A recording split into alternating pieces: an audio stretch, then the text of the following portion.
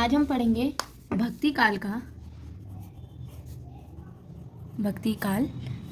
का एक ऐसा प्रश्न जो परीक्षा में बार बार रिपीट होता है, बार बार पूछा जाता है। हमारा प्रश्न क्या है? कबीर और तुलसी के राम में अंतर। अब आप सोच रहे हो कबीर और राम में मतलब ये क्या है, तो मैं बताती हूँ।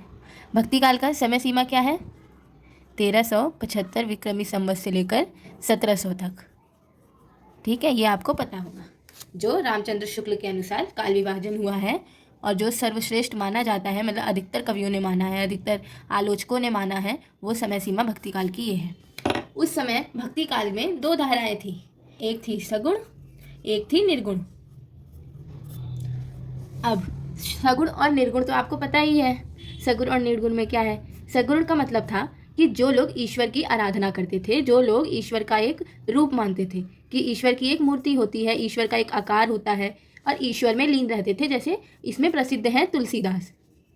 ऐसे ही जो निर्गुण था, निर्गुण में क्या था? जो लोग ईश्वर तो मानते थे कि एक ईश्वर है, एक पॉजिटिव एनर्जी है, जिसके मतलब सारे जो लोग हैं वो इस ईश्वर को माने, परंतु वो ये कहते थे कि ईश्वर का कोई रूप नहीं होता, ईश्वर निराकार होता है, ईश्वर हर मनुष्य के हृदय के भीतर होता है।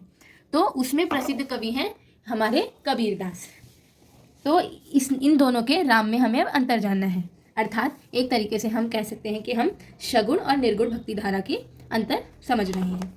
तो हम पहले कबीर के राम में अंतर जानते हैं। अभी मैंने जैसा कि आपको बताया कि कबीर निर्गुण भक्ति के कवि हुआ करते थे।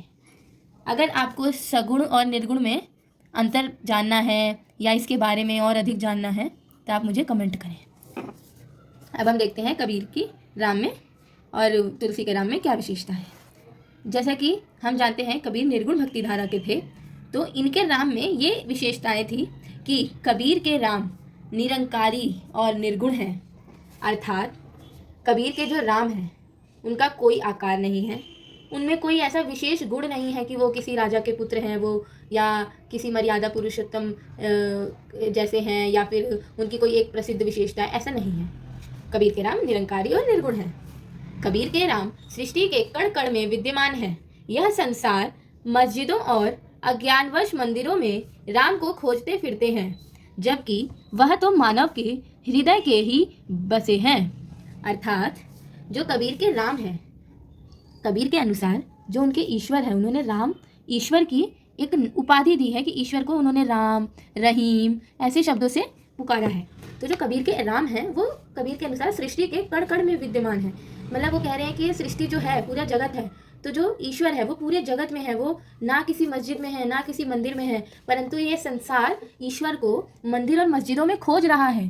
हमारा जो ये संसार है, ये लोग हमारे ईश्वर को एक आकार दे रहे हैं, ऐसा नहीं है, क्योंकि वो कहते हैं कि जो हमारा ईश्वर है, जो हमारे राम है, वो तो हर मनुष्य के भीतर है, उनके हृदय के भीतर है, उनके हृदय में बसे हुए हैं। ये कबीर का मानना था। कबीर का अंतिम लक्ष्य एक परम ईश्वर को प्राप्त करना था, जो बिना किसी गुण के निराकार है।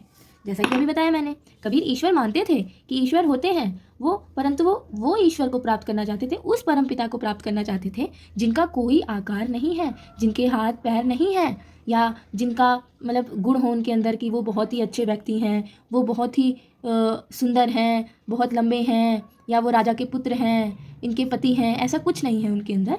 वो बस एक ईश्वर है जो सबके लिए समान है, क्योंकि जो कबीरदास थे वो जो वर्ण व्यवस्था थी उसके भी खिलाफ थे, उसके भी वो खिलाफ थे। वो कहते थे कि जो ईश्वर है वो हर मनुष्य के अंदर है, हर मनुष्य को समान रूप से देखता है। तो ये हमारी कबीर के राम की कुछ विशेषताएं थी। अब हम तुलसी के राम की विशेषता देखते हैं। तुलसी के राम राजा के पुत्र हैं, जो श्रेष्ठ मानव हैं। अर्थात हमने जैसे देखा कबीर के राम में कोई गुण नहीं है, परंतु तुलसी के राम में गुण है। तुलसीदास जो है वो ऐसे राम को मानते हैं जो राजा के पुत्र हैं, जो एक मानव, श्रेष्ठ मानव है, ऐसे राम को मानते हैं। शील, सौंदर्य और शक्ति से संपन्न राम तुलसी के आराध्य हैं, जो मर्यादा पुरुषोत्तम राम हैं। अर्थात जो तुलसीदास हैं वो जिस राम की आराधना कर रहे हैं, जो राम उनके आराध्य हैं, वो शील, सौंदर्य और शक्ति से संपन्न है, उनके अंदर सौंदर्य भरा है, शीलता भरी है, शक्ति भरी है। तो तुलसी के राम के अंदर ये गुण हैं।